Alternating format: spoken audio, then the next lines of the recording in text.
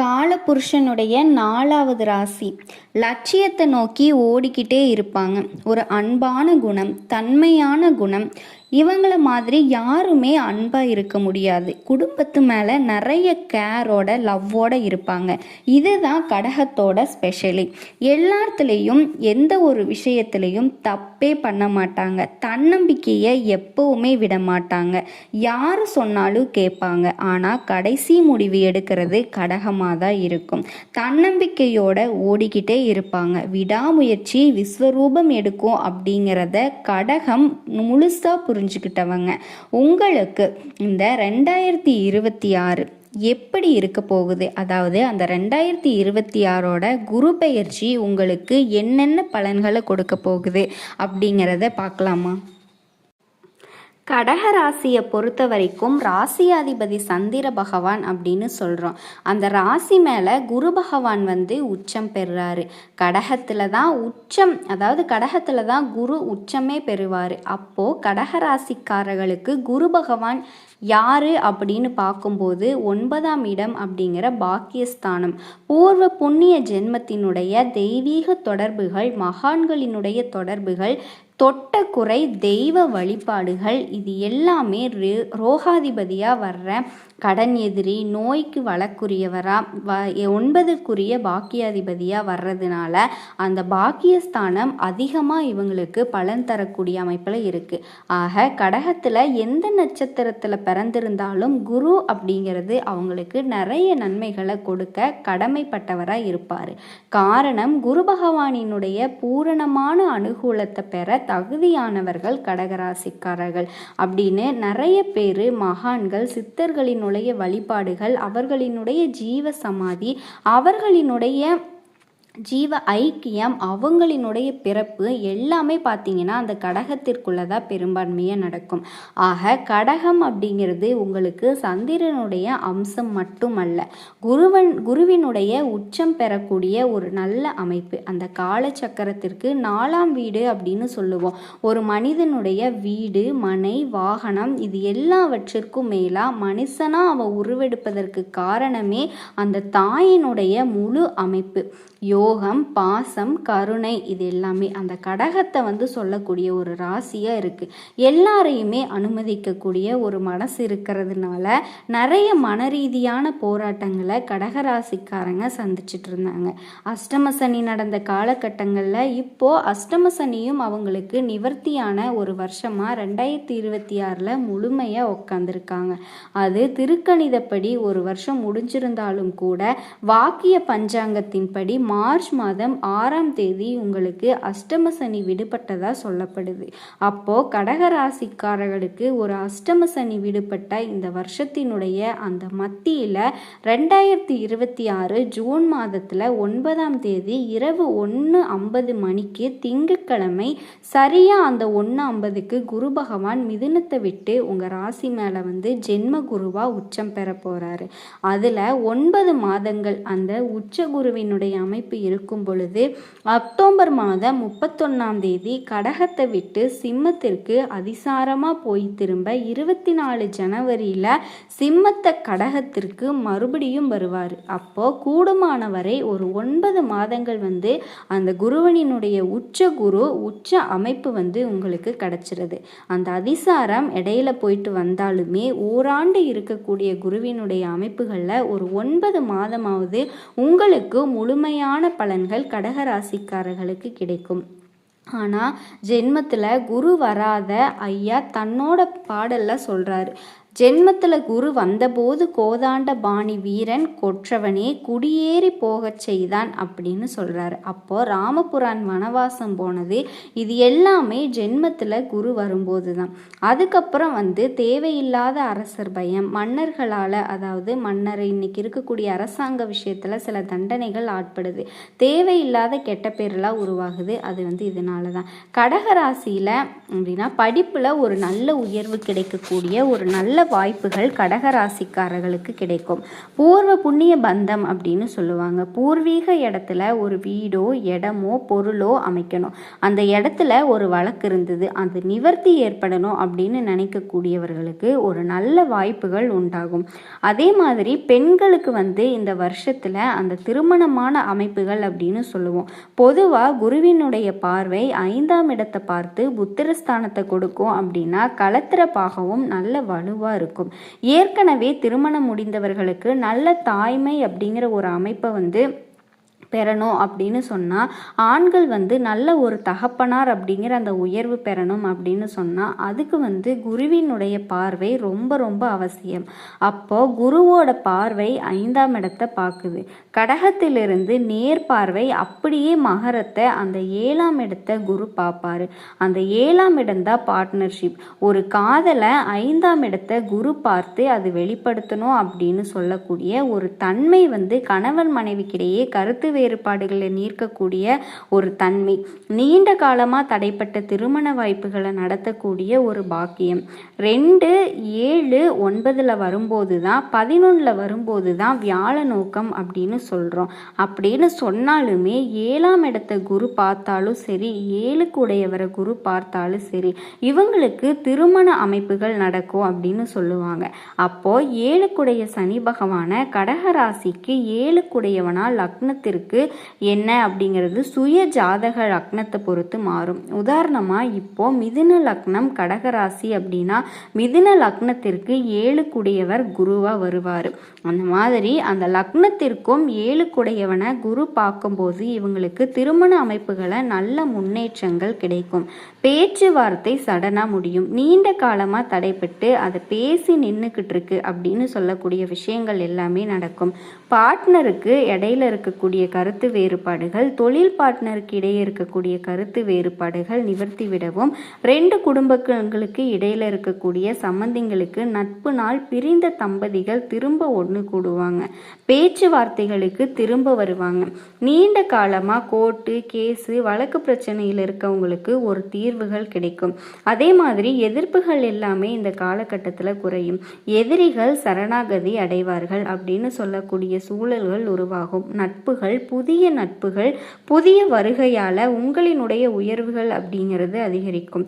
தொழில் முயற்சியில் நீங்கள் எடுக்கக்கூடிய விஷயங்கள் மட்டுமல்லாமல் புதிய புதிய நெட்வொர்க் கான்ட்ராக்டு, நான் இதை தரேன், நான் இதை பண்ணுறேன் அப்படின்னு சொல்லக்கூடிய ஒரு ஆறுதலான சப்போர்ட் சிஸ்டங்கள் இவங்களுக்கு அமையும். தொலைதூரமாக போய் சம்பாதிக்கக்கூடிய ஒரு வாய்ப்புகள் உருவாகும். பொதுவாக சனி பகவானினுடைய வீட்டை சராசரி அப்படின்னு சொல்கிறோம். மகரத்தை, கும்பத்தை ஸ்திர ராசி அப்படின்னு சொல்கிறோம். ஒரு சராராசியில் நின்று உச்சம் பெறக்கூடிய குரு ஒரு சராராசியை மகரத்தை பார்க்கும்போது வெளிநாட்டில் போய் பிழைக்கக்கூடிய கடகராசிக்காரர்களுக்கு கடைசி நேரத்தில் வேலையை விட்டுட்டு ஊருக்கு போகலாம் அப்படின்னு நினச்சேன். ஆனால் இப்போ தான் எனக்கு கூப்பிட்டு சில ஆர்டர் எல்லாமே வருது, சில வாய்ப்புகள் எல்லாமே வருது. ஒரு தொழிலை சில விஷயமாக போடலாம் அப்படின்னு நினைக்கிறேன்.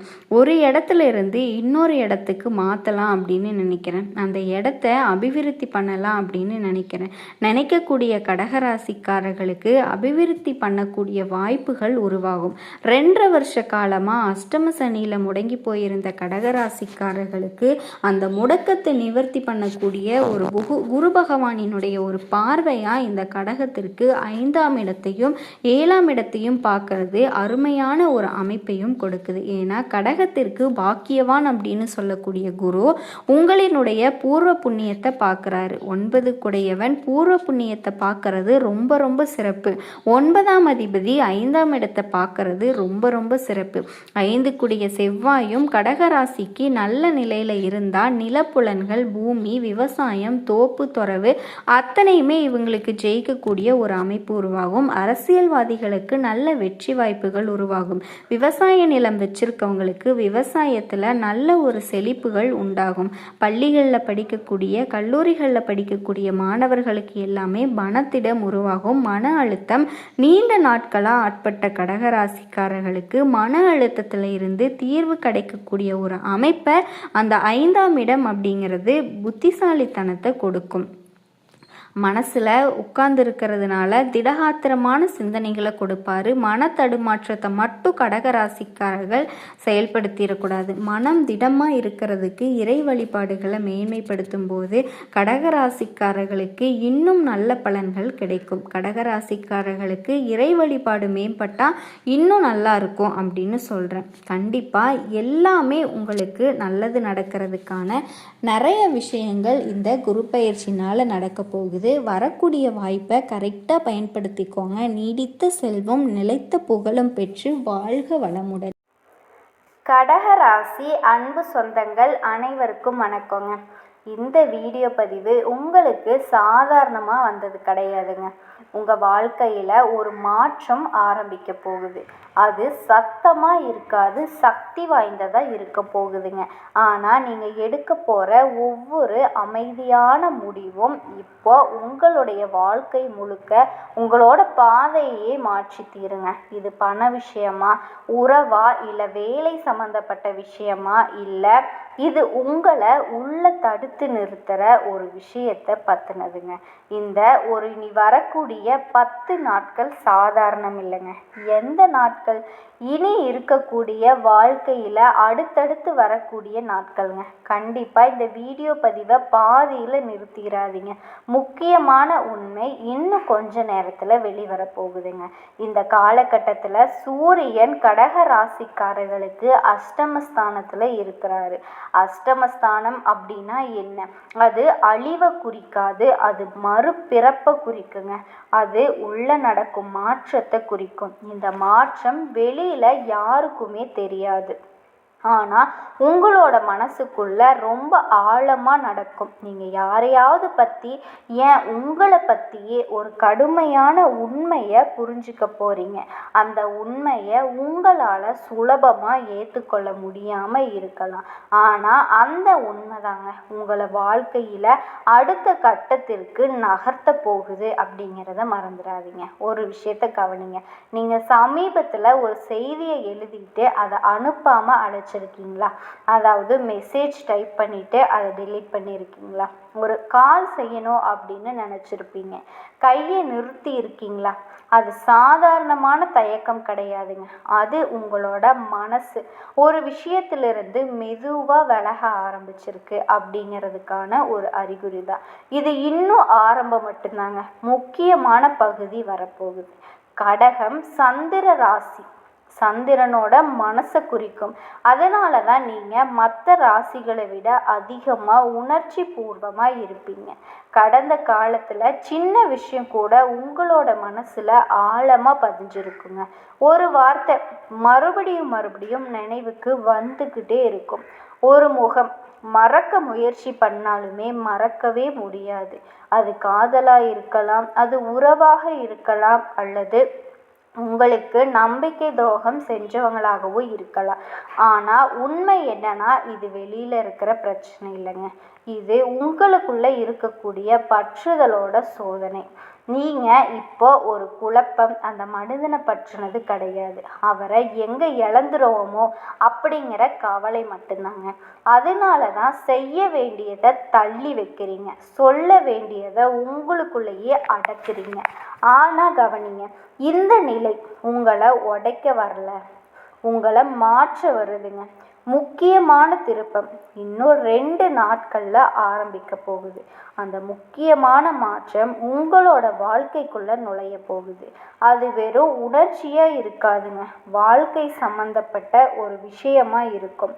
ஒரு வேலை வாய்ப்பு வரலாம், அல்லது புதிய பொறுப்பு உங்கள் மேலே விழலாங்க. குடும்பத்தில் ஒரு தீர்மானம் எடுக்க வேண்டிய சூழ்நிலையும் உருவாகலாங்க. இந்த நாட்களில் நீங்கள் எடுக்கிற முடிவு அடுத்த சில மாதத்தினுடைய பாதையை நிர்ணயிக்க போகுது. அதனால தான் உணர்ச்சியில் பேசாதீங்க அப்படின்னு சொல்கிறேன். மனம் குழப்பமாக இருக்கும்போது சின்ன விஷயம் கூட பெரிய பிரச்சனையாக தோணும். ஆனால் உண்மை என்னன்னா, இது அழிவுக்கான காலம் இல்லை. இது உங்களினுடைய வாழ்க்கையோட திசை திரும்புறதுக்கான காலம். ஒரு கதவு மெதுவாக மூடப்படும், அதே சமயத்தில் இன்னொரு வாய்ப்பு திறக்க தயாராக இருக்குங்க. அதை நீங்கள் கவனிக்கிறீங்களா இல்லையா அப்படிங்கிறது தான் முக்கியம்.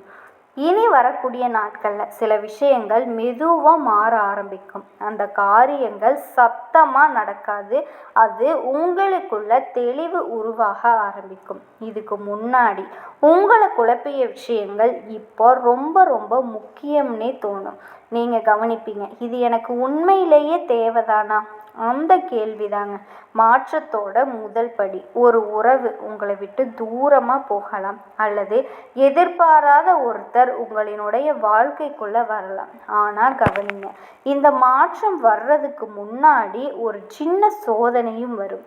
அதாவது கடகத்தை பொறுத்த வரைக்குமே 4 நல்லது நடந்தால் 7 கெட்டது கூடவே வருமா.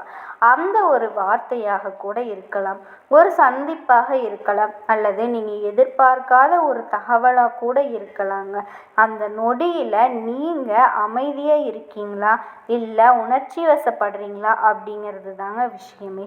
நீங்கள் அந்த தருணத்தில் எப்படி நடந்துக்கிறீங்க, அதுதான் உங்கள் வாழ்க்கையினோட அடுத்த கட்டத்தை தீர்மானிக்குங்க. இந்த நாட்கள் உங்களை உடைக்க வரவில்லை, உங்களை உயர்த்த வருது. ஆனால் முதல்ல நீங்கள் உங்களை புரிஞ்சுக்கணுங்க. ஒரு நேர்மையான கேள்வி இப்போது உங்களை நோக்கி பிரபஞ்சத்தால் பாய போகுது. நீங்கள் இவ்வளவு நாளாக பிடிச்சி வச்சுக்கிட்டு இருக்கக்கூடிய அந்த உறவு உங்களை உண்மையிலேயே மதிக்குதான், அல்லது நீங்கள் தான் அதை காப்பாற்றணும் அப்படின்னு முயற்சி பண்ணிக்கிட்டு இருக்கீங்களா? சிந்திங்க. நீங்கள் இழக்க போகிறத நினச்சி பயப்படுறீங்களா, அல்லது தவறானதை விடுற தைரியம் இல்லாமல் தவிக்கிறீங்களா? இந்த ஒரு கேள்விக்கான பதில் தாங்க உங்களினுடைய அடுத்த 3 மாத வாழ்க்கையோட தசையை முடிவு செய்யும். நீங்கள் ஒரு விஷயத்தை விட்டுறணும்னு முடிவெடுத்து அந்த நொடியிலிருந்து உங்களோட வாழ்க்கை மெதுவாக திரும்ப ஆரம்பிக்குங்க. சுமைகள் எல்லாமே குறையும், மனம் தெளிவாகும். பல நாட்களாக காத்திருந்த ஒரு நல்ல செய்தி வரும். அந்த நேரத்தில் தாங்க வரும். இந்த காலகட்டம் உங்கள் பலவீனத்தை எடுத்துக்காட்ட வரலங்க, உங்கள் பலத்தை வெளிக்காட்ட வருது. ஒரு வேலை விஷயத்தில் முன்னேற்றம் இருக்கும், தடைப்பட்ட ஒரு பண விஷயம் சீராகும், அல்லது நீண்ட நாள் நின்றிருந்த விஷயங்கள் நகர ஆரம்பிக்குங்க. ஆனால் அதுக்கு முன்னாடி உங்கள் மனம் உறுதியாக இருக்கணும். கடகராசியில் இருக்கக்கூடிய எனது அன்பான நேயர்களே, இந்த மாற்றம் சாதாரணம் இல்லை. இது உங்கள் வாழ்க்கையோட அடுத்த கட்டத்திற்கான அழைப்பு. நீங்கள் தயாரா? கண்டிப்பாக கமெண்ட் பாக்ஸில் தயார்னு எழுதுங்க. இப்போ ஒரு முக்கியமான விஷயம் சொல்லணும். இந்த காலத்தில் உங்கள் வாழ்க்கையில் வரப்போகிற முன்னேற்றம் அவசரமாக வராது, நீங்கள் நினச்சதும் வராதுங்க, மெதுவாக வரும். ஆனால் உங்களோடவே காலத்திற்கும் நிலச்சிருக்கு வருங்க. அந்த முன்னேற்றத்திற்கு பிறகு நீங்கள் எந்த ஒரு தருணத்திலையுமே சறுக்கி விழவே மாட்டீங்க. கடகராசியில் இருக்கக்கூடிய 30% அன்பர்களுக்கு வேலையை மாற்றலாமா அப்படிங்கிற சிந்தனை வருங்க. இதுதாங்க நான் சொல்ல வேண்டிய பாதையா அப்படிங்கிற கேள்வியும் வரும். சிலருக்கு இந்த காலத்தில் பண விஷயம் முக்கியமாக மாறும். எப்படி செலவை குறைக்கலாம், எப்படி சேமிப்பை ஆரம்பிக்கலாம், இந்த பணத்தை எங்கே போடுறது, நல்லதுன்னு யோசனை வருங்க. இது சாதாரணமான யோசனை இல்லை. இப்போ நீங்கள் எடுக்கும்போது சின்ன முடிவு கூட ஒரு 6 மாதத்திற்கு பிறகு பெரிய பலனை தரும். அதனால தான் சொல்கிறேன், அவசரப்பட்டு பண விஷயத்தில் முடிவெடுக்காதீங்க. யாராவது சொன்னதுக்காக உடனே நம்பி குதிக்காதீங்க. முதல்ல அமைதியாக யோசிங்க, அதுக்கப்புறமா முடிவெடுங்க. மேலும் ஒரு முக்கியமான விஷயம், இந்த நாட்களில் உங்களை சுற்றி இருக்கக்கூடிய மனிதர்களை பற்றி மிகப்பெரிய தெளிவு வருங்க. யார் உண்மையாக உங்களை ஆதரிக்கிறாங்க, யார் சூழ்நிலை பார்த்து பேசுகிறாங்க அப்படிங்கிறத அந்த தெளிவு தாங்க உங்கள் அடுத்த முன்னேற்றத்திற்கான அடித்தளமாக இருக்க போகுது. அடித்தளம் ஆழமாகவும் திடமாகவும் இருந்தால் குடிசையை புறக்கணித்து கோபுரத்தை கட்டலாங்க. கடகராசிக்காரர்களே, இப்போ நடந்துகிட்டு இருக்கிறது ஒரு சாதாரண மாற்றம் அல்ல, இது உங்கள் வாழ்க்கையோட திசையை திருப்பும். நீங்கள் இழந்தது போலவே தோன்றிய விஷயங்கள் எல்லாமே இப்போ உண்மையிலேயே உங்களை பாதுகாத்துடுங்க. நீங்கள் தள்ளி வச்ச முடிவு இப்போ எடுக்க தயாராகுது.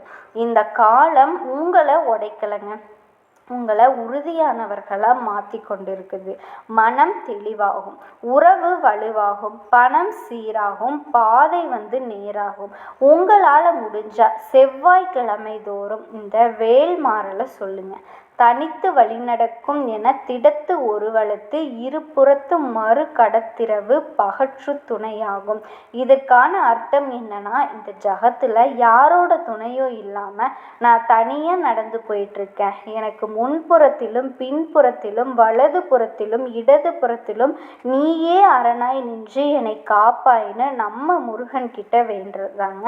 மிகப்பெரிய அளவில் அந்த அறுபடை முருகனோட வேல் உங்களினுடைய அதிர்ஷ்டமாக இருக்க